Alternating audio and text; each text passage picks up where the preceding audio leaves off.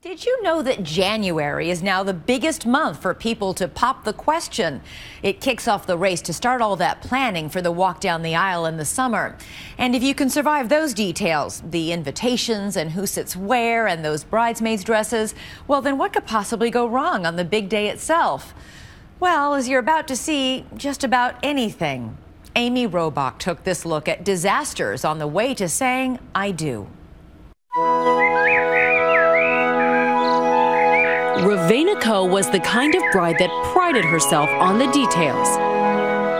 In general, I'm just a bit of a perfectionist. Which made what happened 3 days before her New Orleans wedding last October just a little bit more challenging. This is a big destination wedding, 150 people. You arrive in New Orleans, you get to the hotel. What do you see? Within the first 15 seconds of walking into our venue, I was crying on the front steps. The steps where she was supposed to exchange vows with the love of her life, David, surrounded by a lush garden and manicured lawn. But there's no lawn. It was a mud there pit. are no bushes. And then they told us that they would be happy to put down a green carpet. By that they meant AstroTurf as the lawn. It was as if the Big Easy had rolled out a muddy welcome mat to the wedding house of horrors. The kitchen closed for renovations. The balcony where they planned to take photos also closed for renovations. And then that's when I went nuts. At that point, David storms out of the hotel and is like, we are not getting married here. And I'm like, oh, sweet Jesus, Mary, and Joseph. I've never seen him like that. Like, I'm the one that has the meltdowns. And I was like, oh, this is going to get really ugly really soon. And it did. The flowers came in from the floral company, and about a third of them were totally dead. It was not a good day. And this is where the wedding goes from bad to worse to downright surreal. A bridesmaid lost her dress in transit.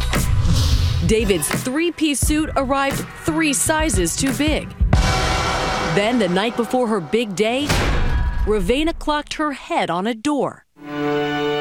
When she woke on her wedding day, it was clear, beautiful, and steaming hot. They tried to keep their cool until they started taking photos. And by the third one, I'm like, David, I'm gonna pass out. We look straight miserable. She looks like she's about to die. And about 45 seconds later, we're like, okay, that's enough with pictures.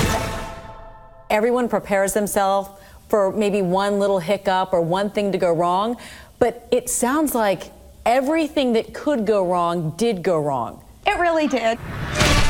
Ravenna and David might be Hall of Famers in the Wedding Nightmare Club, but mishaps happen more often than you might think. And when they do, they're often shared on the internet for the world to see. If you're in the middle of planning your own wedding right now, cover your eyes. From soaking wet ceremonies, hold on, Dorothy, to photo shoot fails, unruly flower girls, and falling fondant. YouTube is a video encyclopedia of wedding disasters. But they aren't for the faint of heart. One couple just last week had a bumpy start to their marriage when the hot air balloon carrying their entire wedding party came down for a not-so-smooth landing. Yikes. Don't want your vows to go viral? Listen up. Diane Valentine, celeb wedding planner and host of WeTV's I Do Over, has seen it all. She was the genius behind the big-name betrothals of Usher, Toni Braxton, and Evelyn Lozada, to name a few. What do you anticipate can go wrong at a wedding? Nervous brides. Nervous grooms. Nervous grooms. Family fights. And too much alcohol. Always happens. Not to mention weather problems. Weather. Mother Nature's always a big what if. You can never bet on Mother Nature. Evelyn Lozada from Basketball Wives and Chad Johnson got married this summer in St. Mark. Gorgeous estate, gorgeous property, right? We had thunderstorms all day. All day. Chairs were soaking wet. The grass was soaking wet. Finally, The skies parted about an hour before the ceremony. And then an earthquake happens. What? An earthquake. How the hell does an earthquake happen? And apparently that's not good luck on your wedding day. Apparently. You say a lot of wedding disasters can be prevented. Yes. Women say they want these enormous heels on their wedding day.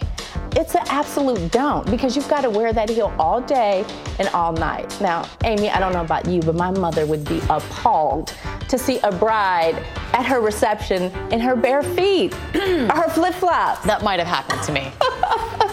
You're in violation. And I had a huge blister on my honeymoon. It was horrible. It was so unattractive. You're in violation. So what I tell women is if you insist on wearing that high 4-inch heel. 4 inches? Try 5. Or a little higher. If they're not comfortable, buy a half size bigger. Put on a thick pair of socks with them. No one will ever see it, and you'll thank me for it later.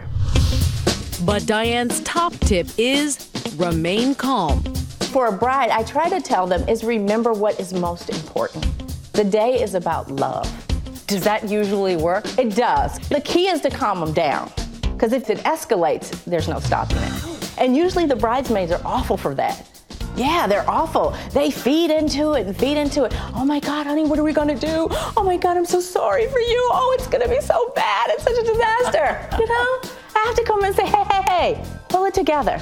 None of that. Stop those tears. I'm here. And while Ravena and David didn't have a wedding planner like Diane to save them, they did have each other. The hotel got them their garden in time and discounted everyone's bill. Let me introduce to you Mr. and Mrs. David Dorr. My wedding was beautiful despite all the fiascos that went along with it, but it's one day and this is the rest of our lives. So, in the grand scale of things, what you gonna do?